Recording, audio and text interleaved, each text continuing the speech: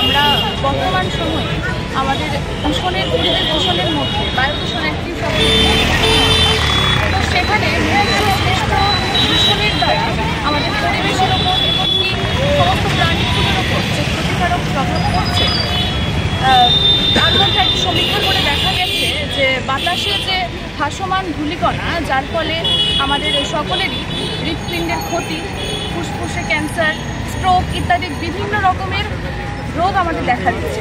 তো তার থেকে মুক্তি পেতে হলে আমাদের পরিবেশকে নির্মল রাখতে হবে এবং সেই চেষ্টা আমাদের সকলকে এগিয়ে আসতে হবে। সেই বার্তাই আজকে সকলের ঘরে ঘরে পৌঁছে দিতে আমাদের ওমেন্স কলেজ এনএসএস ইউনিট এবং ত্রিপুরা দূষণ নিয়ন্ত্রণ পর্ষদের যৌথ উদ্যোগে আজকে আমাদের বিশেষ করে যারা আমাদের রমা ভট্টাচার্য এনএসএসকে দায়িত্ব দিয়েছে, এরা অনেক ভালো কাজ করেছে। আমাকে সবসময় সারা দিয়ে রাখে, আমি তাদের সঙ্গে থাকি।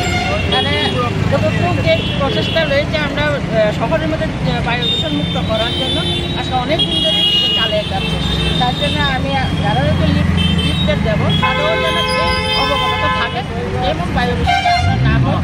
এই বায়ু দূষণটা আমার অনেক কিছু রোগ আগে হয়েছে, আপনারা নিতে জানেন ক্যান্সারের রোগ হয়েছে, এভরিথিং রোগের মধ্যে তারা জড়িত হচ্ছে শুধু এই বায়ু দূষণের কারণে। এটা যেমন এই বায়ু দূষণটা শেষ করে আমরা মানুষ একটা ভালোভাবে থাকতে চাই বা সুস্থ থাকতে চাই।